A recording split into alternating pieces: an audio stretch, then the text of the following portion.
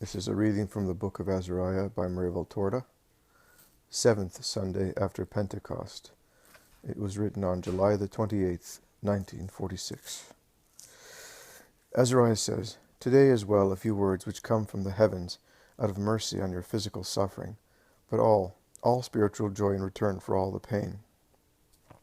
The fact that you have persuaded yourself through this passion and this persecution which they have given you, that the work is really of God, footnote, see note 1, page 104, must make you regard this torture which God has permitted to test the metals of your heart, yours and others, assay their matter, and measure their vibrations at the touch of the supernatural as something good, not useless and sterile. It has been explained to you on other occasions. God, the good Father, to make Satan's and men's actions less wicked, does not let them pass without drawing merit from them for those suffering them.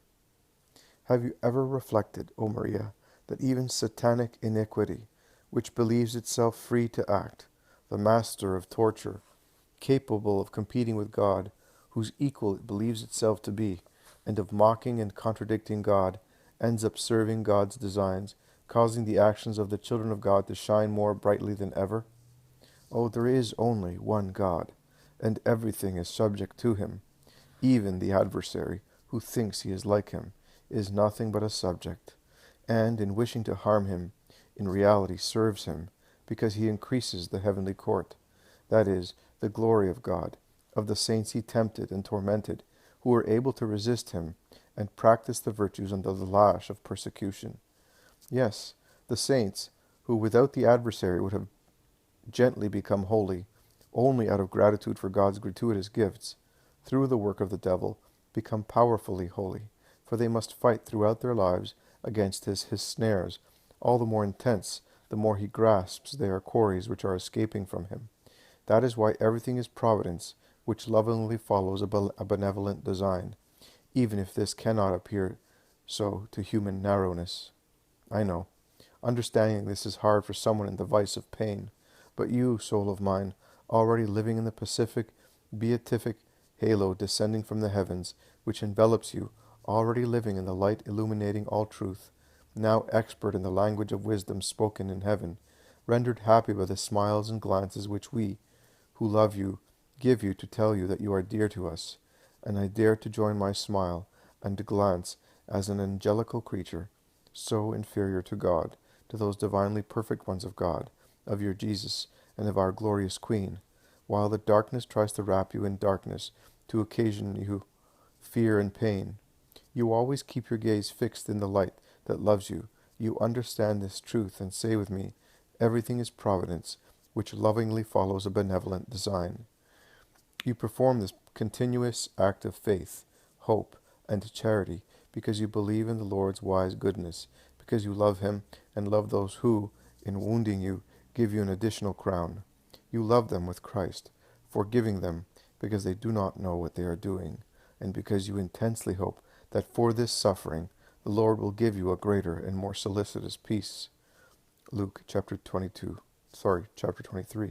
verse 34. Let us read Paul now.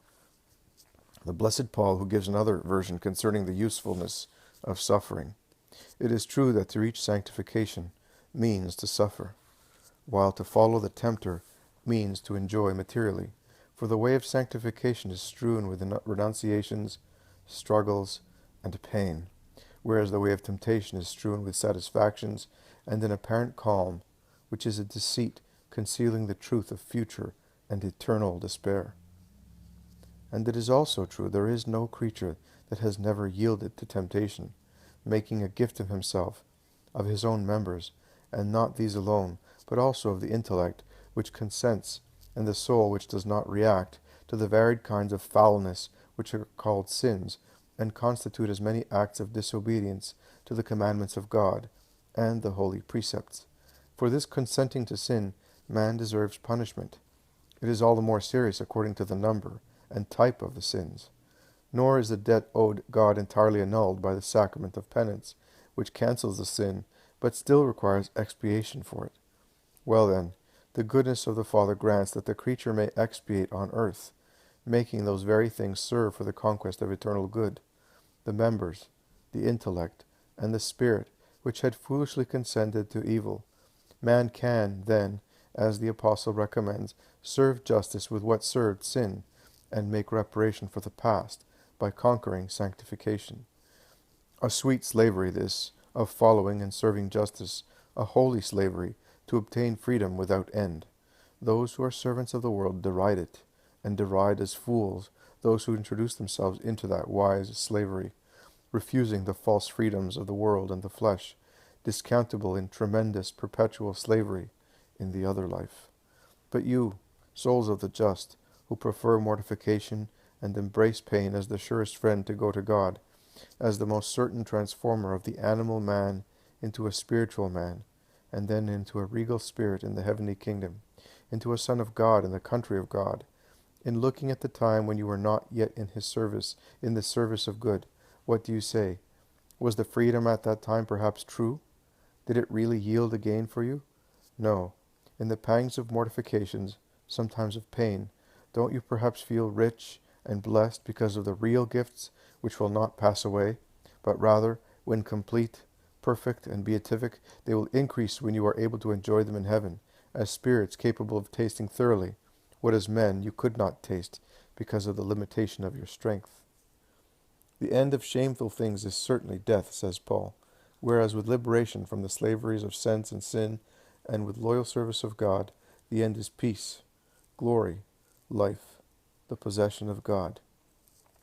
Love suffering and mortification, then, as means of expiation, initially, and then of sanctification, and praise the Lord, who grants that you may offer a continuous sacrifice, more select than that of material offerings of money, and other gifts, similar to the rams and calves of the old law, the sacrifice of your will, of your passions, of the whole self, to the paternal providence of God, so that he will lead you, as he led his Son, even to death on the cross, so as to be in addition to redeemers of yourselves, redeemers of your brothers. Yes, Maria, offer your sacrifice for human and religious brothers. Footnote. Reference to her brothers in the order of the servants of Mary, in which Maria Valtorta was a tertiary. Say with your Jesus, my soul is disturbed. You are not more than Jesus. He experienced repugnance at pain and death. You too can experience it, and confess it humbly. John chapter 12, verse 27. But continue. And what shall I say? Father, save me from this hour. I have come precisely for this hour.